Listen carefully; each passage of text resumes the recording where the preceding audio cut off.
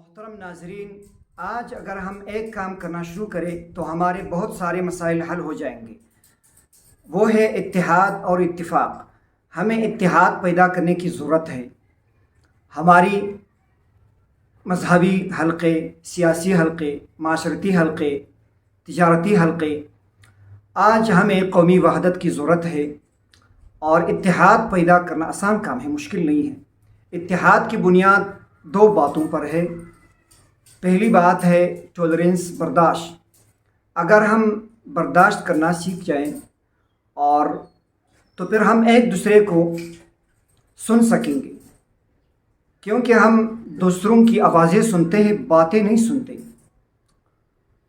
اب ہم جب دوسروں کو سنتے ہیں تو اسی دوران ہم اس کے جواب پر غور کرنا شروع کرتے ہیں، الزام تراشی کرنا شروع کرتے ہیں۔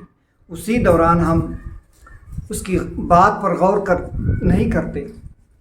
تو پہلی بات ہے برداشت کرنا، اور دوسری بات ہے ہم ایک دوسرے کے خلاف نہ جائیں، ہم ایک دوسرے کے خلاف نہ بولیں۔ یہ جو لاشعوری طور پر ہم ایک دوسرے کے خلاف بولتے ہیں، ہم ایک دوسرے کے خلاف لگے ہوئے ہیں، آپ کو پتہ بھی ہے کہ اس کے کیا کیا نقصانات ہیں اور اس سے کیا کیا خرابیاں پیدا ہو رہی ہے۔ ہماری سوشل لائف میں آپ دیکھیے، ہم کس فضا کو ہم نے قائم کیا ہے ملک میں۔ تو یہ دو باتیں اتحاد اور اتفاق کو پیدا کرنے کے لیے بہت ہی ضروری ہے۔ تو قومی اتحاد بہت ہی اہم ہے، کیونکہ قومیں بغیر اتحاد کے زندہ نہیں رہ سکتی ہے۔ جیسا کہ کہا جاتا ہے، اتحاد قوت کا سرچشمہ ہے، اور اسی طرح قوت میں، برداشت میں، اور اسی طرح اتحاد اور اتفاق میں برکت ہے۔ برکت کی کئی مثالیں ہیں۔ اس کی 5 انگلیاں ہیں ایک ہاتھ کی۔ یہ اگر الگ الگ کام کرنا شروع کرے تو اس میں کوئی حیثیت نہیں، ان کی کوئی حیثیت نہیں۔ اگر یہ ایک ساتھ ہو جائے، ایک جاں ہو جائے، تو ایک مکعب بن جاتا ہے۔ اور اسی طرح اس کی کئی مثالیں ہیں۔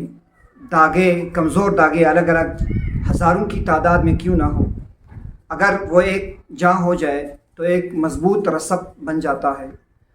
تو کیا آپ کو معلوم نہیں ہے کہ ہمارے پیغمبر محمد صلی اللہ علیہ وسلم نے کیا خوب بتایا ہے ہمیں کہ تم آپس میں بھائی بھائی ہیں۔ کیا آپ نے دیکھا ہے کبھی کہ بھائی بھی ایک دوسرے کے خلاف جاتے ہیں، کہ بھائی بھی ایک دوسرے کو برداشت نہیں کرتے ہیں؟